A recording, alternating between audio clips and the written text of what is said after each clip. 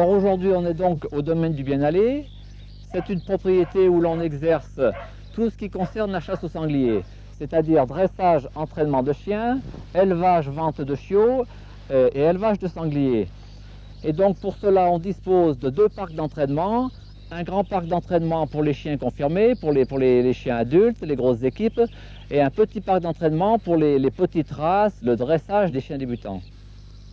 Les sangliers que nous utilisons pour chasser, pour faire de l'entraînement, sont tous des sangliers donc pure race, qui sont issus d'une sélection rigoureuse, de façon à avoir des sangliers qui se défendent très bien, qui soient très vifs, en très bonne santé, et qui soient capables de se défendre devant des meutes de chiens assez importantes. Enfin, un comportement semblable à 90% du vrai sanglier sauvage, quoi.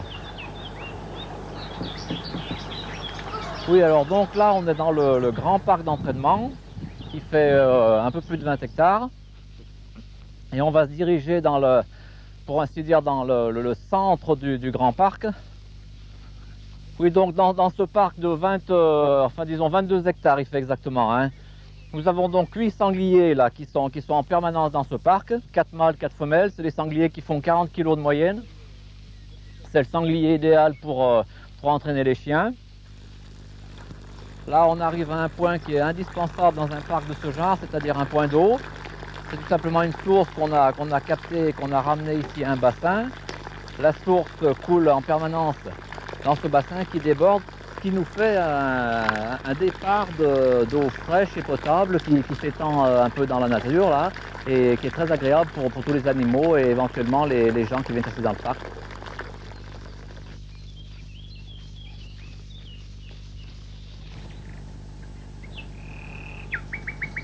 On est donc dans les passages principaux empruntés surtout par les chasseurs, parce que les chiens et les sangliers, eux, sont toujours sous les buissons.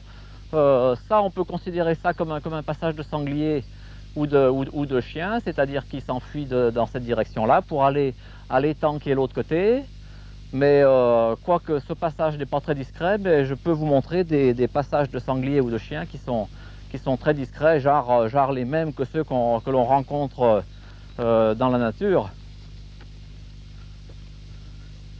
Celui-ci par exemple, là vous voyez, vous avez un passage de sanglier qui est très net, c'est-à-dire que le sanglier, du fait de sa physionomie, sa façon un peu conique, s'enfile sous ses ronciers à une vitesse peu commune et disparaît à l'aise, quoi. Voilà.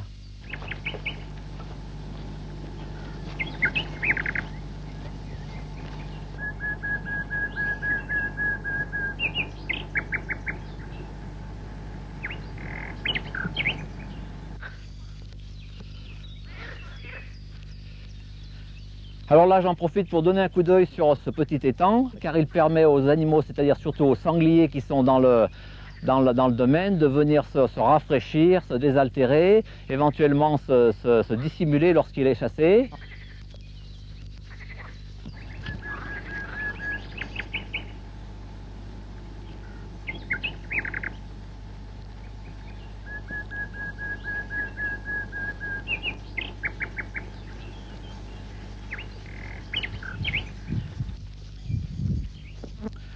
Voilà, alors là on arrive dans un angle du parc, endroit où je donne à manger à mes sangliers tous les soirs, c'est-à-dire ici. Alors je donne à manger à mes sangliers tous les soirs, tout simplement, c'est une question de surveillance, de façon à voir s'il n'y en a pas de blessés, s'il n'en manque pas, s'il n'y a pas de problème au niveau du lot de sangliers que j'ai ici. C'est pas au niveau de la faim des sangliers, car vu l'étendue de l'enclos, les sangliers ont largement de quoi manger dans toute cette surface, c'est-à-dire en fruits, en champignons, en racines, en animaux divers. Alors pour ça, je suis obligé de leur donner une nourriture qui recherche le plus, c'est-à-dire un genre de friandises, de façon à les attirer à coup sûr. Ils sont terriblement sauvages, ils ont peur de l'homme, ils ont peur de tout. Donc comme ce sont des sangliers qui ne sortent que la nuit, je suis donc obligé de leur donner le soir.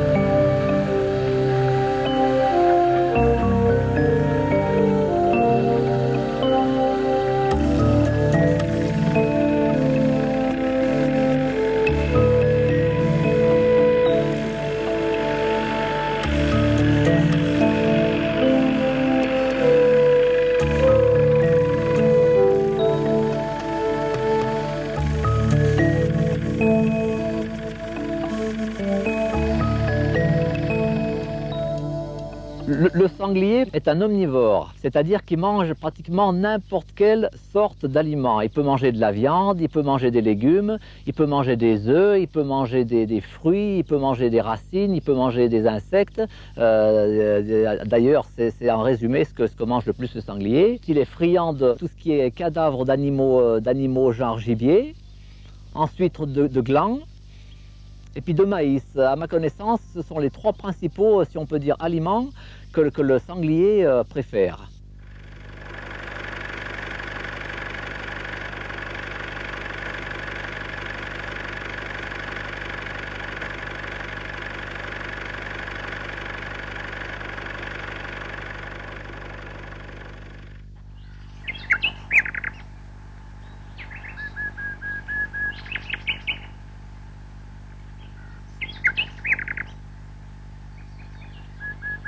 Le vrai nom du sanglier vient du latin suscrofa,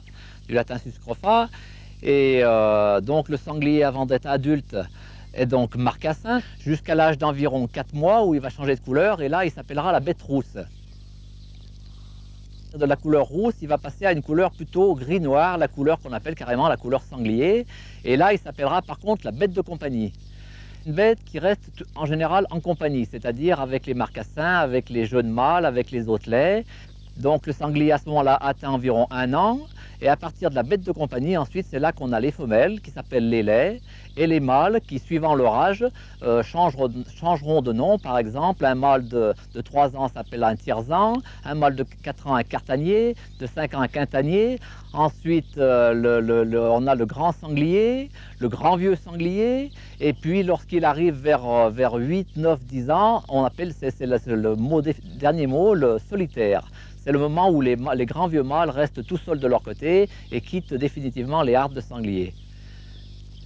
Alors en ce qui concerne la femelle du sanglier qui s'appelle donc l'Alais, elle va rester en principe bête de compagnie pratiquement la majorité de sa vie, c'est-à-dire entre 1 an et demi et 5-6 ans, enfin tant qu'elle ne sera pas tuée malheureusement par les chasseurs.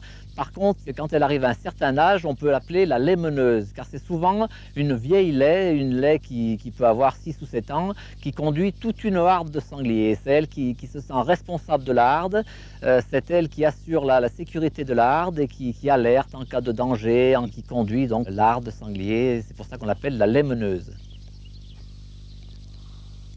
Alors le mâle sanglier peut arriver à un poids, je pense, qui approche les 200 kg. C'est vrai que ça fait un animal imposant. Un sanglier de 200 kg peut être dangereux, même très dangereux. Il aura donc ce qu'on appelle, ce que tout le monde appelle les défenses, qui en fait s'appellent, en ce qui concerne les crocs d'en bas, les grès, qui vont s'aiguiser sur les dents d'en haut qui s'appellent les meules. C'est à cause de cela qu'on a des chiens déventrés, parfois même de tués, enfin blessés grièvement par des mâles sangliers qui sont dangereux du fait de leur puissance et ces fameuses armes qu'on appelle les grès. C'est pour ça que lorsque l'on fait un choix de chien, ce n'est pas utile de chercher des races qui attaquent, des races violentes. Le sanglier est armé de telle façon, il est facile de comprendre que l'on aura ce qu'on appelle de la casse. Il vaut mieux avoir des chiens qui auront tendance à agacer un gros sanglier, c'est-à-dire à lui tourner autour en aboyant, plutôt que d'essayer de lui sauter dessus pour le mordre ou le blesser, car dans ce cas-là, ça se termine chez le vétérinaire. Le groin du sanglier est vraiment son organe vital, puisqu'il lui sert à sentir, il lui sert à creuser, il lui sert à toucher, et tout ça avec une force peu commune, puisqu'on s'aperçoit que le sanglier arrive à creuser à des profondeurs étonnantes pour chercher sa nourriture. Une précision aussi assez importante, c'est la vitesse à laquelle un sanglier peut courir. Il peut courir en effet à une vitesse étonnante. Ça, c'est vraiment incroyable. Le sanglier, quand il court, on dirait qu'il se met en boule à tel point qu'on ne voit plus les pattes. Le sanglier peut courir très vite, mais pas longtemps. Pourquoi ? Parce que cet animal est démuni de glandes sudoripares, c'est-à-dire les glandes qui lui permettent de transpirer. Et ne pouvant pas transpirer, eh ben cet animal est condamné à voir son corps s'échauffer comme un moteur qui ne serait pas refroidi, quoi. Et c'est pour cela que lorsqu'il est chassé, on voit aussi souvent le sanglier à la recherche d'un point d'eau, d'une souille, d'un endroit humide pour pouvoir se tremper. Et tout le monde croit que c'est pour boire ou quelque chose comme ça, mais c'est tout simplement pour se vautrer dans l'eau, dans la boue, pour refroidir son corps. En tant que chasseur et éleveur, Je dirais carrément qu'à mon avis, c'est un animal merveilleux. C'est un animal symbole de la robustesse, symbole de la puissance, symbole de la rapidité, de la vitesse, de la résistance. Le sanglier s'adapte à n'importe quel climat, à n'importe quel relief. Il est tellement robuste, malin, futé, solide qu'aucun autre des animaux n'ose s'attaquer à lui. C'est un animal, je pense, qu'on doit respecter, enfin que moi personnellement je respecte beaucoup à cause de toutes ses qualités.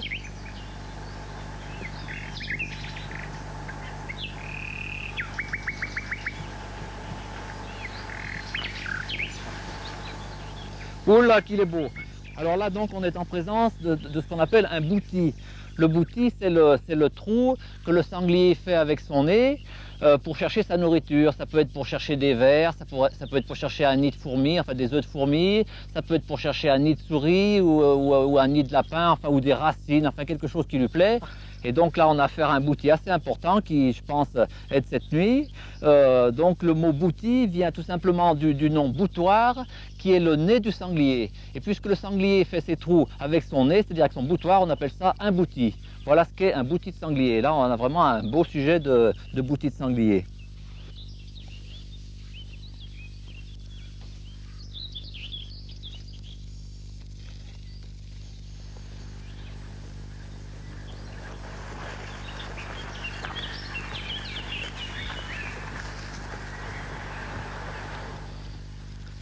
Alors là, on est en présence d'une souille. La souille pour le sanglier, c'est l'endroit boueux où il a l'habitude de venir se rouler quotidiennement dedans pour se débarrasser de ses parasites, puces, poux, tiques, tout ça. Et grâce à la terre qui va rester collée sur lui, il se débarrasse de ses parasites comme ça. Là, on voit quelques pieds. Celui-ci, là, il y a un pied d'un animal d'environ d'une cinquantaine de kilos. Voilà ce qu'est une souille. Le sanglier s'en sert également pour se rafraîchir quand il fait très chaud. Mais voilà ce qu'on arrive à trouver dans la nature, quoi. C'est une belle souille.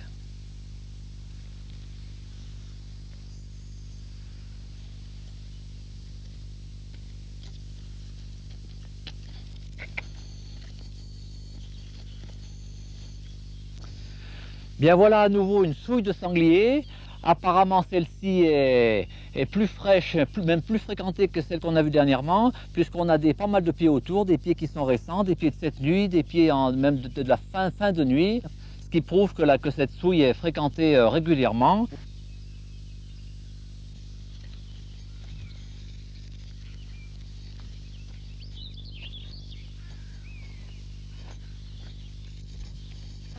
Alors ici, on est en présence tout simplement d'une bauge de sanglier, c'est-à-dire la bauge du sanglier, c'est son lit, quoi. C'est l'endroit où le sanglier, la journée principalement, puisque le sanglier est un animal nocturne, où la journée le sanglier dort.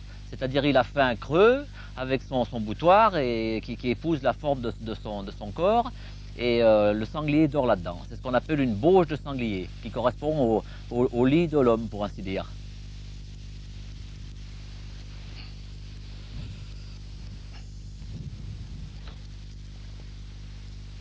Alors là, on est en présence de quelque chose qu'on trouve souvent à proximité d'un point d'eau, c'est ce qu'on appelle une frotte de sanglier. C'est tout simplement les arbres où les sangliers ont l'habitude de venir se frotter après s'être roulés dans les souilles. C'est-à-dire qu'après s'être roulés dans les souilles, ils sont imbibés de terre, ensuite ils viennent se frotter contre ces arbres, et en se frottant contre l'arbre, la terre et les parasites que le sanglier peut avoir sur lui tombent. Et les sangliers ont l'habitude régulièrement de se frotter contre des arbres qu'ils ont choisis. On ne sait pas pourquoi, peut-être que parce que l'écorce est un peu rugueuse, c'est sans doute pour ça. Voilà, donc on est en présence d'une frotte de sanglier.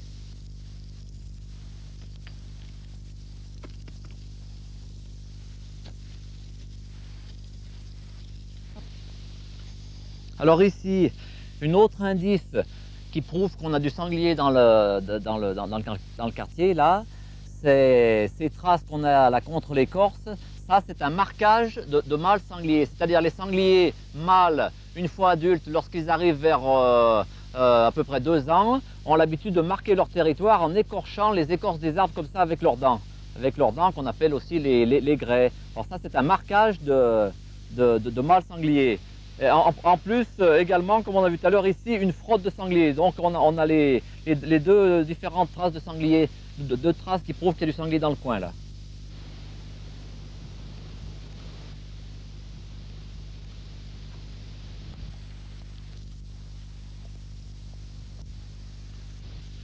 Alors ici, un détail qui nous montre que l'endroit est fréquenté par des sangliers, c'est tout simplement des crottes de sanglier dont le vrai terme est la laissée. Ce qu'on appelle la laissée de sanglier est tout simplement la crotte du sanglier.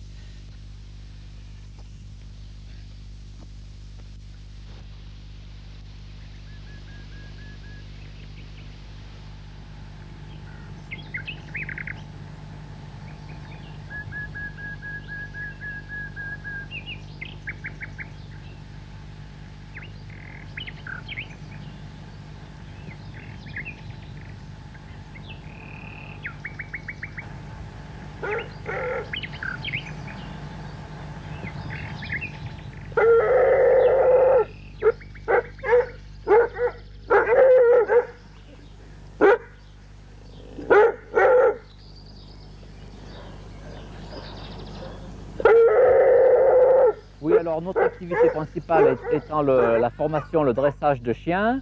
J'ai par exemple ici des chiens que des clients chasseurs m'ont confiés pour les dresser.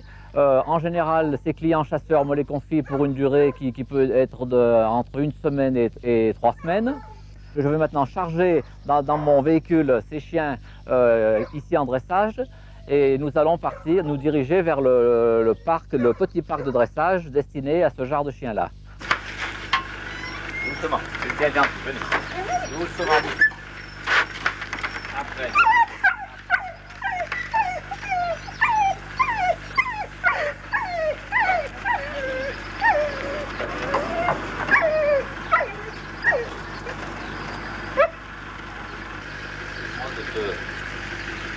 C'est gentil, c'est gentil, c'est gentil, c'est gentil, c'est gentil, c'est gentil, bien sûr.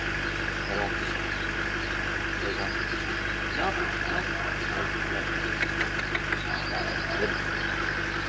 Un tour.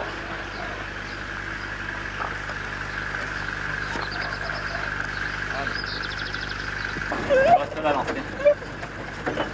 Hein? Ah oui, c'est la pauvre là. On va faire le coco bien.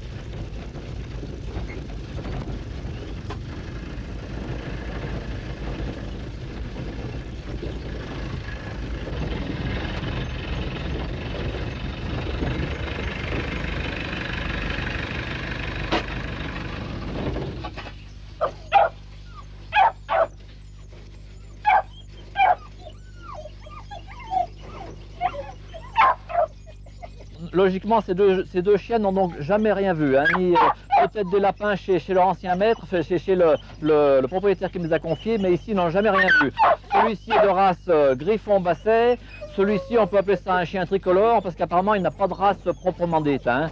Voilà, donc à savoir que ces deux chiens ont entre 1 an et 1 an et demi, n'ont jamais rien vu, et je les ai accompagnés d'une chienne d'un croisement de teckel yak terrier, celle-ci qui a beaucoup de métiers, c'est-à-dire qui est capable de trouver un sanglier, et cette petite chienne qui est issue d'un croisement teckel bigle.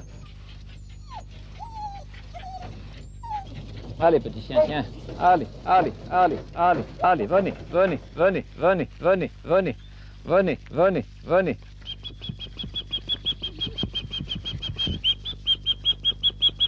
Venez, venez, venez, venez. Allez, venez, venez, venez, venez. Venez, venez, venez. Pip, pip, pip, pip, pip, pip. Oui, alors là, dans un premier temps, donc, les chiens expérimentés sont chargés de chercher les sangliers qui sont dans ces 2 hectares là. Alors, bon, je pense qu'ils vont y arriver. S'ils n'y arrivent pas, bien entendu, je vais les aider parce que les sangliers, finalement, contrairement à ce qu'on croit, ne sont pas faciles à trouver dans ce parc qui est assez fourré. Donc, les chiens expérimentés cherchent le sanglier. Et lorsque les sangliers sont trouvés, c'est-à-dire lorsque les chiens expérimentés vont commencer à les chasser, c'est là que je vais intervenir pour mettre les nouveaux chiens sur la voie du sanglier, les encourager, les appuyer et surtout observer leur comportement, observer leurs aptitudes, savoir s'ils s'intéressent ou non au sanglier ou si au contraire ils sont complètement indifférents au sanglier. Donc c'est ce que je vais faire tout en suivant mes chiens et les chiens en dressage. Alors le but de la manœuvre, bien sûr, c'est de mélanger les chiens en dressage avec les chiens qui chassent déjà. Pour l'instant, je vais déjà les aider à trouver les sangliers. Allez, allez, allez, allez, allez, allez, allez, allez. Allez, petit chien. Ok, c'est. Ok, c'est. Ok, c'est. Ok, c'est. Ah, ah, ah, ah, ah, ah, ah, ah, ah, ah, ah, ah, ah. Où il est? Où il est? Où il est? Où il est? Allez, chien. Allez, chien. Allez, chien. Allez, allez, allez. Allez, allez, allez. Allez, allez, allez. Allez.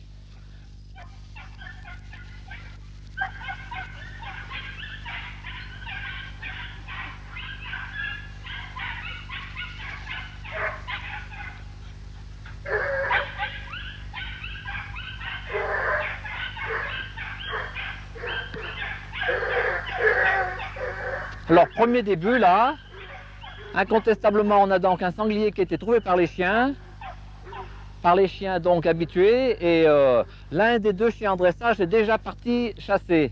C'est le grand chien tricolore, alors qu'on s'aperçoit que le petit chien basset paraît ignorer la manœuvre, paraît ignorer ce qui se passe. Ce jeune chien apparemment est pas indifférent peut-être à ce début de chasse, mais presque, c'est-à-dire qu'il n'a pas compris qu'il y a un animal donc, qui a été trouvé par les chiens et qu'il faut qu'il aille se mêler à la chasse, c'est-à-dire poursuivre le sanglier. On le voit là d'ailleurs, vous voyez qu'il continue à se promener dans les allées.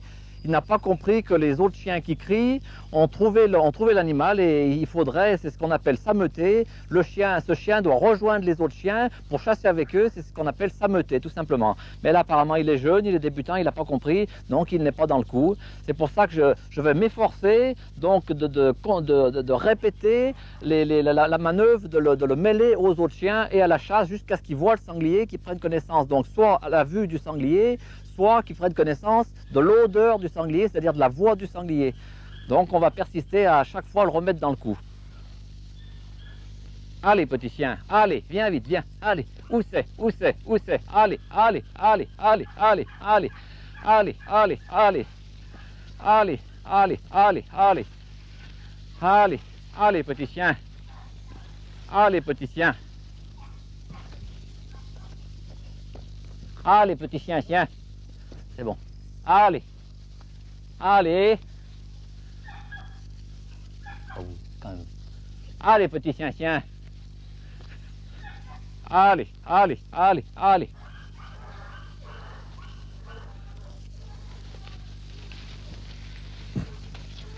Par contre, on a déjà une bonne nouvelle, là, c'est que l'un des 2 chiens, le tricolore a démarré, puisqu'on entend une grosse voix. Ça ne peut pas être celle des teckels, c'est bien celle du tricolore, alors c'est déjà une bonne nouvelle pour moi. Allez, petit chien. Allez, petit chien. Allez, petit chien. Allez, petit chien. Oui, c'est vrai que le plus dur, en fait, c'est ce qu'on appelle, c'est de déclarer le chien. On dit qu'un chien est déclaré quand il a pris connaissance pour la première fois de l'odeur de l'animal. À mon avis, le meilleur procédé, c'est plutôt que de courir derrière le sanglier avec les autres chiens, comme je vois souvent mes clients faire, c'est plutôt d'aller calmement et tranquillement avec le jeune chien, aller sur le passage du sanglier, c'est-à-dire à l'endroit où le sanglier est passé, plutôt que de courir derrière. Et il vaut mieux faire prendre connaissance tranquillement de l'odeur du sanglier, plutôt que de vouloir montrer à tout prix le sanglier au chien. Où c'est? Où est cette bête-là? Voilà, allez, allez.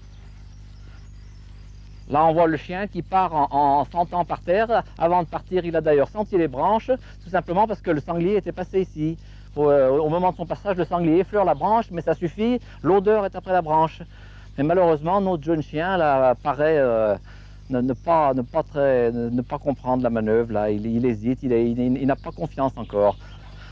Il serait peut-être un peu trop rapide de le juger à la première séance. On voit que c'est un chien qui n'a pas confiance en moi, qui est un peu effarouché par le déroulement de la chasse, de la voix des autres chiens et tout ce qui s'ensuit. Je pense que dans un premier temps, il faudrait déjà s'asseoir à un endroit et puis s'occuper de lui, c'est-à-dire le caresser, le rassurer de façon à ce qu'il comprenne qu'on ne lui veut pas de mal et que tout ce bruit-là, c'est pas la guerre, c'est tout simplement de la chasse, quoi. Voilà. Mais c'est vrai que pour une première séance, c'est pas concluant. On peut dire que ce chien ne chasse pas du tout, au contraire, qu'il est pas à l'aise. Et il faut d'abord le mettre en confiance. Donc je vais aller m'asseoir à un endroit, sur une souche ou dans un endroit tranquille. Puis je vais essayer de lui parler, de le caresser, de façon à le mettre en confiance tout simplement. C'est un chien qui a peut-être des qualités, mais là, il s'avère pour l'instant, il n'a pas confiance en moi, ni en rien du tout. Alors que son copain chasse le sanglier à l'autre bout du parc, là-bas. Viens vite, viens. Viens vite, viens. Viens vite. Venez, venez, venez, venez. Venez, venez, venez, venez, venez. C'est gentil, allez, viens vite, viens. Viens mon fifi, viens, viens. Ah, le cochon, il est là. Le cochon. Il est là. Chope le cochon. Il est parti d'abord. Allez, va vite, va. Allez, va. Allez, va. Allez, va, petit chien. Il est là, il est là, il est là, il est là. Il est là. Chope-le là-bas. Non.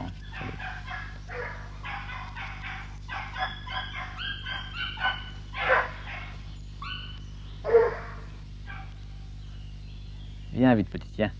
Viens vite, là, t'es gentil, viens. Viens vite, viens. Viens vite, viens. Viens vite, viens.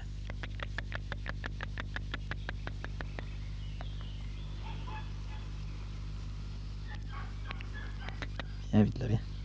Voilà, viens vite, viens. Allez, t'es bien gentil, mon petit chien, hein? Bien gentil. Voilà. Voilà ce qu'on est obligé de faire dans certains cas. Rassurer le chien. Il faut en faire son ami. Hein, mon petit chien? Mon petit chien, tiens. Viens vite, viens. Voilà. T'es sage. T'es sage. Bien gentil. T'es gentil. Un petit chien, chien. T'es gentil.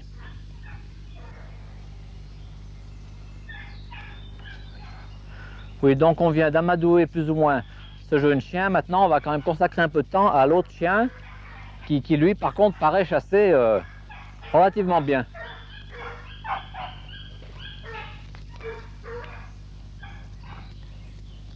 Donc on va essayer d'observer le comportement de l'autre chien, à savoir, il y a une chose qui me semble, c'est que l'autre chien chasse plus à vue que sur l'odeur. Et ça, c'est pas une très bonne habitude. Ce qu'on demande à un chien, c'est de chasser un gibier selon l'odeur de la voix du sanglier. Parce que chasser à vue, bon, c'est pas une mauvaise chose, mais c'est à éviter. Parce que dans un parc, ils peuvent le faire, dans un parc de dressage, mais à savoir que dans la nature, ils ne peuvent pas le faire. Et il me semble que ce chien a ce défaut-là. Donc je vais essayer de me rendre compte s'il a ce défaut ou pas. Alors pour ça, il faut que je le suive et que je le vois à l'œuvre. Allez, petit chien. Allez, allez, allez.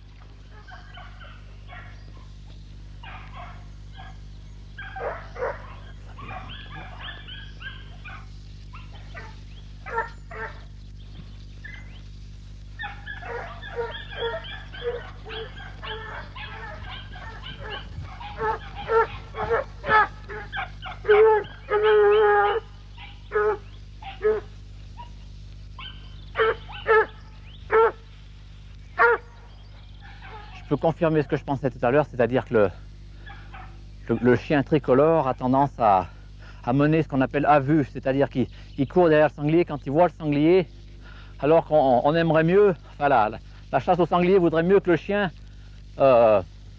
court sur la voie du sanglier en criant plutôt que de courir derrière le sanglier avec ses yeux.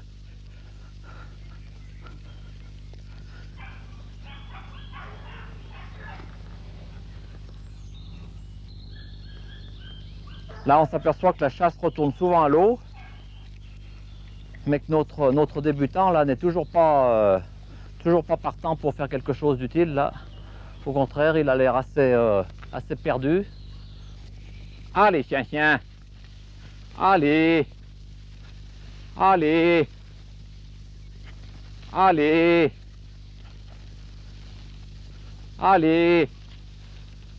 Allez. Il est perdu à nouveau. Il est perdu par là, le sanglier. Allez, petit chien. Allez, petit chien. Où c'est? Oui, il est perdu. Et ça y est, le sanglier repart puisqu'il a été retrouvé par le grand chien, par le chien tricolore.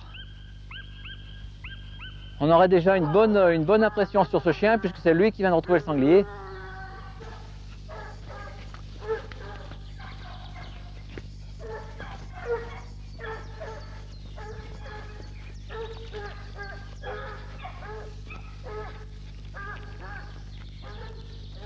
Allez, petit chien. Allez, allez, allez, allez, allez. Allez. Ferme là. Ah, le chien est au ferme là. Allez, tcha tcha tcha tcha tcha tcha tcha tcha tcha tcha tcha tcha tcha.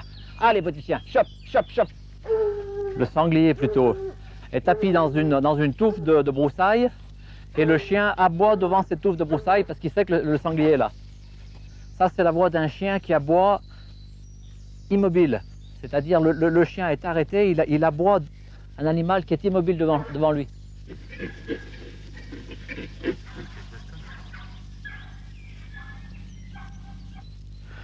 Voilà, alors là on vient d'assister tout simplement à une prise du sanglier par le chien, par le tout nouveau chien, le tricolore là.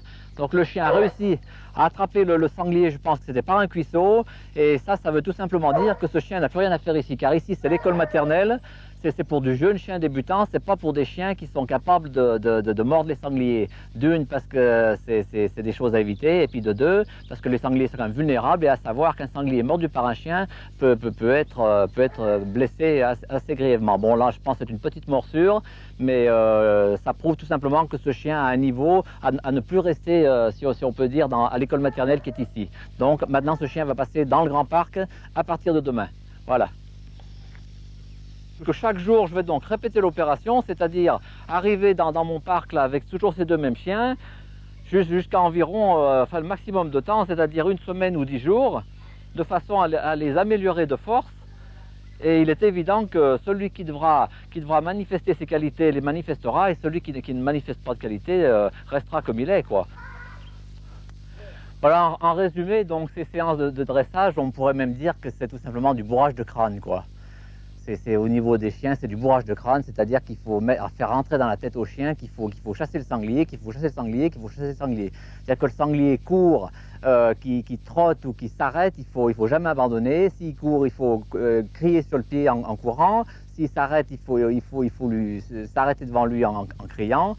C'est-à-dire, en résumé, on pourrait dire c'est du bourrage de crâne pour du chien à sanglier. Voilà comment j'essaye de fabriquer des chiens sangliers. Bourrage de crâne. Alors si ça passe, ça passe. Si ça passe pas, eh ben, tant pis pour le chien, quoi. C'est un chien qui ne sera pas fait pour.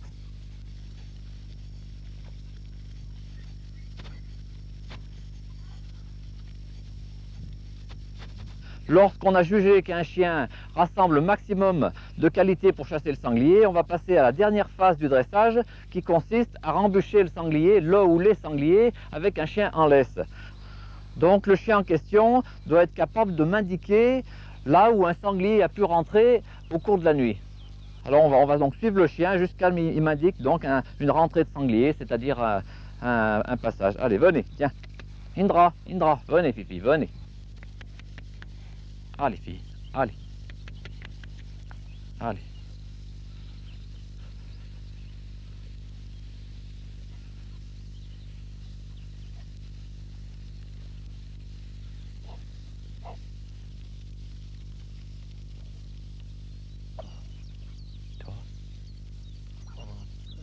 Oh, là, il y en a une. Passez par là, ma fille. Hein? Non? C'est gentil, c'est gentil. C'est gentil. Allez, viens, évident. Allez. Allez.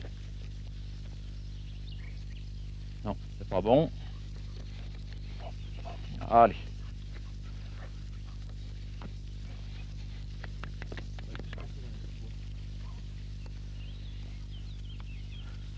Là non plus, c'est pas bon.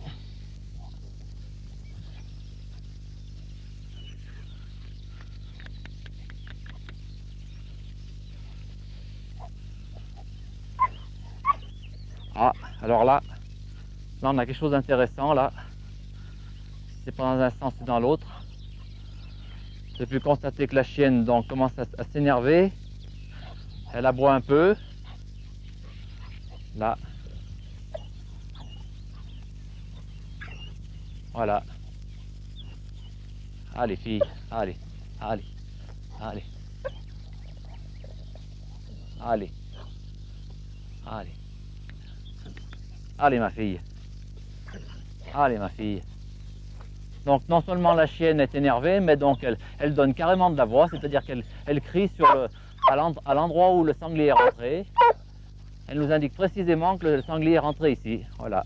Là on peut dire que le chien donne franchement l'entrée d'un sanglier. Donne franchement de la voix. Ça c'est très important en ce qui concerne une chasse au sanglier, car en fait ça sera le début tout simplement d'une chasse au sanglier. À partir du moment où un chien nous indique qu'un sanglier est rentré ici, à partir de là on peut donc entreprendre soit une chasse, soit une traque, soit enfin une opération de chasse au sanglier. Il est important de récompenser le chien, tout simplement pour lui faire comprendre qu'il a fait exactement ce qu'on lui demande, ce qu'on attendait de lui, quoi. Et c'est satisfaisant aussi bien pour le chien que pour son propriétaire d'avoir un résultat dans ce genre. Maintenant on va continuer, si des fois on trouvait une entrée des fois encore meilleure que celle-ci.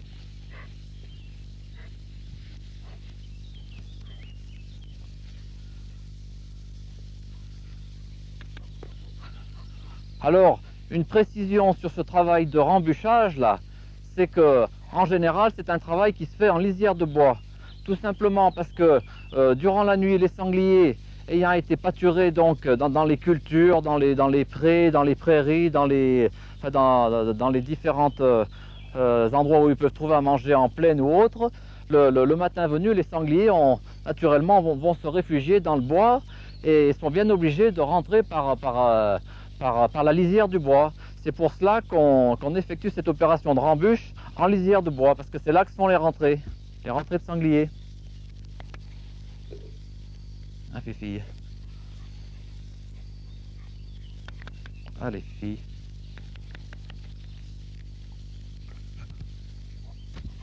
Allez, fille.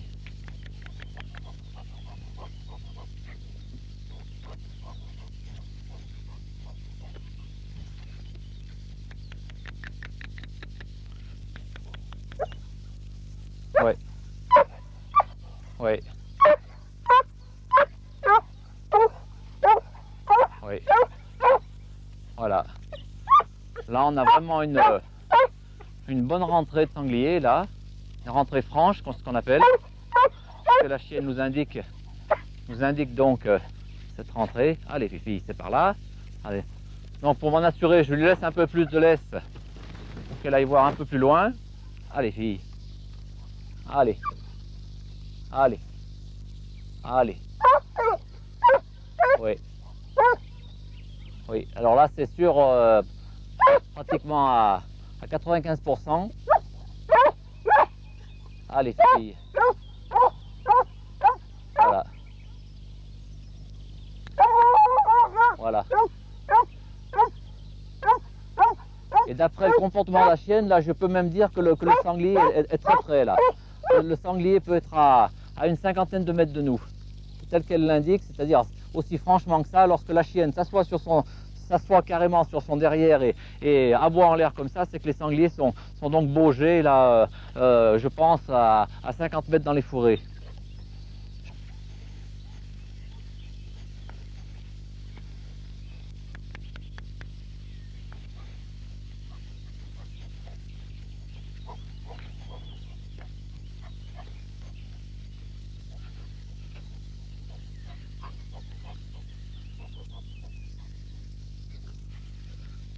Là, apparemment, on a une odeur de sanglier dans l'air, mais on n'a pas vraiment de rentrée ou de sortie. Je vois que la chienne a le nez en l'air, ça sent, mais c'est pas franc.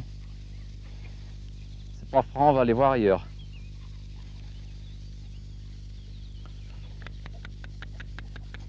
Où c'est? Où c'est ma fille? Où c'est? Où c'est ma fille? Là on a un pied mais qui apparemment n'est pas vraiment bon à chasser. Peut-être là.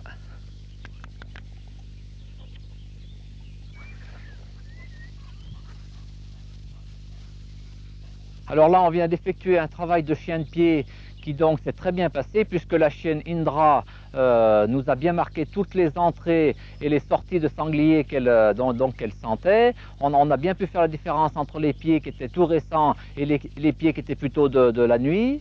Cette chienne donc là a fait un travail de chien de pied, mais je sais également que cette chienne est aussi une rapprocheuse, c'est-à-dire que si je l'avais lâchée sur les pieds qu'elle m'indiquait bon, je sais qu'elle serait partie donc en criant sur ce pied, donc elle a la qualité de chien de pied et de rapprocheur. Le chien parfait, ça serait un peu cette chienne, à part qu'il faudrait que je puisse prouver qu'elle est voie unique sanglier, c'est-à-dire qu'elle m'indiquerait dans le même genre d'opération qu'on vient d'effectuer là, qu'elle m'indiquerait uniquement les pieds de sanglier, mais alors rien d'autre, absolument rien d'autre, et qu'elle soit capable de partir toujours uniquement sur un pied de sanglier. C'est ce qu'on appelle le chien voie unique sanglier, et c'est des chiens qui n'ont pas de prix parce qu'ils sont très rares.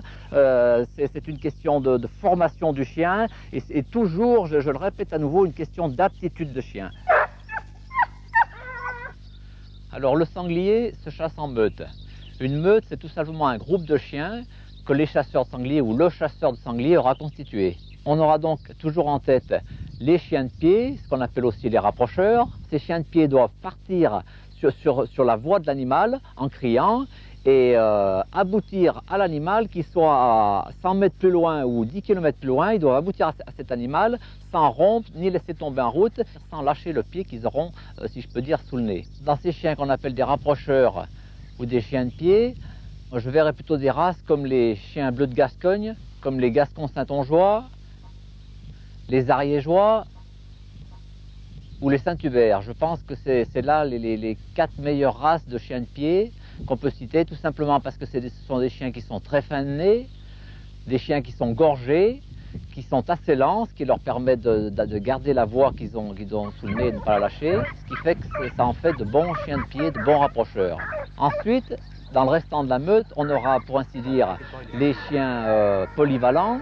Alors dans ces chiens polyvalents, on a les suiveurs, qu'on appelle des simples meneurs, qui sont là pour crier, pour faire de la musique. Et on a aussi les chiens de ferme, qui sont là en cas où le sanglier s'arrête pour faire face aux chiens. Alors les chiens de ferme à ce moment-là interviennent et c'est eux qui vont inciter les autres chiens à rester autour de l'animal et éventuellement à essayer de le faire redémarrer si l'animal a tendance à faire face aux chiens. Les chiens meneurs, les suiveurs, les chiens de ferme, tout ça, représentent plutôt 70% de la meute. Là, je citerai des chiens comme le Bruno du Jura, comme les griffons en général, ensuite les porcelaines, les beagles, les chiens d'Artois, le petit anglo aussi sont des chiens à classer dans ceux que je considère comme chiens polyvalents, mais ces chiens peuvent très bien rassembler toutes les qualités d'autres chiens, c'est-à-dire rapprocheurs, chiens de pied, chiens de ferme, et ainsi de suite, quoi. Il y a aussi une catégorie de chiens dont je pense qu'il est important de parler, c'est ce qu'on appelle les chiens de traque ou les chiens de courte quête. Ces chiens-là sont des chiens qui sont utilisés pour chasser dans des petites enceintes, des traques, c'est-à-dire dans des endroits bien précis où l'on ne souhaite pas déranger un trop grand territoire. Et l'intérêt de ces chiens, c'est de ne pas pousser le gibier trop loin et de revenir assez vite rejoindre leurs propriétaires quand ils ont fini de chasser. Là, les races sont assez faciles à citer. Les principales seraient donc, à mon avis, le teckel à poil ras ou à poil dur, le fox terrier à poil ras ou à poil dur, et le yak terrier. En parlant du yak terrier, enfin, depuis je pense 5-6 ans, c'est vraiment le chien qu'on peut dire à la mode. Tous les chasseurs de sangliers ont un jour ou l'autre essayé ou se sont procurés un yak terrier tout simplement parce qu'ils pensent que le côté turbulent, le côté agressif, le côté sanguinaire de ces chiens est important pour chasser le sanglier. Mais je pense que c'est une erreur parce que mieux vaut un chien plutôt calme et tenace plutôt qu'un chien turbulent et agressif comme le yak terrier, parce que à cause d'un chien agressif, on a toujours des problèmes, enfin je peux dire des problèmes de casse, c'est-à-dire des parties de chasse qui se terminent chez le vétérinaire. Voilà en gros ce que je pourrais dire sur le yak terrier, qui est un chien sympathique, mais qui a un peu les qualités de ses défauts, quoi, et vice versa. Alors un détail que je voudrais souligner parce que je pense que c'est très important, la qualité d'un chien à sanglier ne dépend pas de la race. Après mon expérience, aujourd'hui je peux pratiquement certifier que ce n'est pas une question de race, c'est surtout une question de sujet dans les races. On peut trouver un bon Bruno, on peut trouver un bon porcelaine, un bon griffon, un bon fauve de Bretagne, mais il y a une chose d'absolu, c'est que ce n'est pas une question de race. Là les gamins, là. Là ici, là, là, là, là, là, là, là, là, là, là. Là les gamins, là. Là les gamins, là. Là. Oich. Allez, laisse-le aller. Allez, on y va. Allez hop, chez-les. Attends. Pas de nœud, pas de nœud. Oui, oui, monte dedans là. Allez.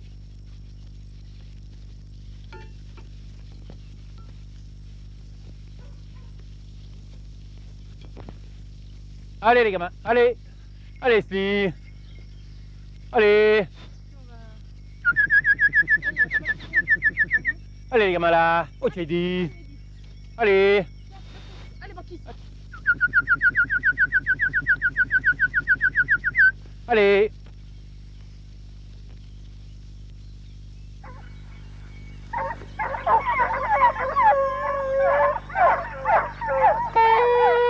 T'as la tête, Banquise, là. Banquise, là. Banquise. Banquise. T'as la tête. Allez, les gamins. Allez. Cherche, Banquise, cherche. Il y a eu un défaut, là. Ils l'ont perdu. C'était trop vite. Ça y est, c'est repris. Là, les gamins, là. Ta.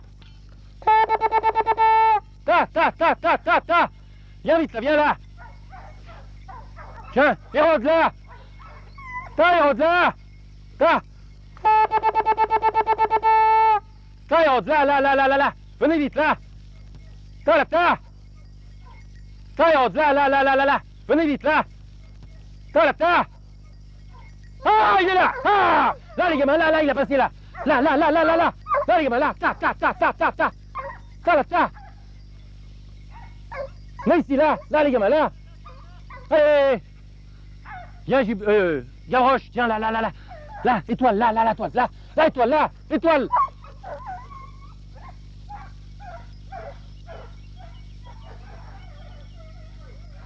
Ils en ont pris un autre derrière.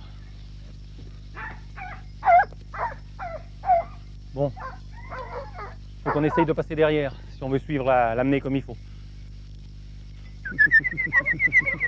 Allez.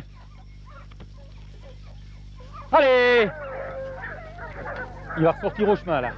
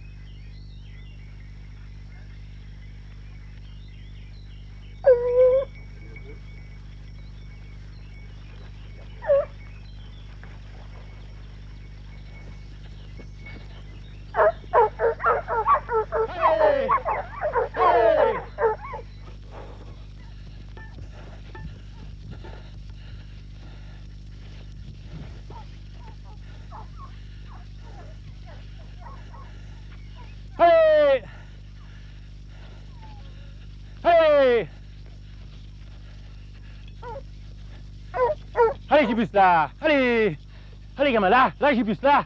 Là, Gibus, là. Allez, il est déjà parti, il est là-bas. Allez, là, les gamins, là. Allez, viens, j'ai vu, banquise, là. Ta, ta, ta, ta, ta, ta. Là, il est là, là, là, là, là, là, là. Allez, cherchez-le là. Allez là. Allez, dis.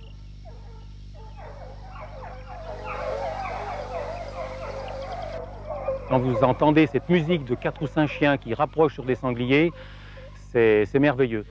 Le coup de fusil, pour moi, c'est fini, c'est quand on a terminé, quand la chasse est finie. Mais c'est tout ce qui est avant qui est intéressant. C'est de faire le pied, c'est de lâcher les chiens. Quand les chiens rapprochent, une fois qu'il y a eu le coup de fusil, pour moi, c'est fini. Hein. C'est vraiment la fin de la chasse. Tout ce qui est avant est bien plus intéressant.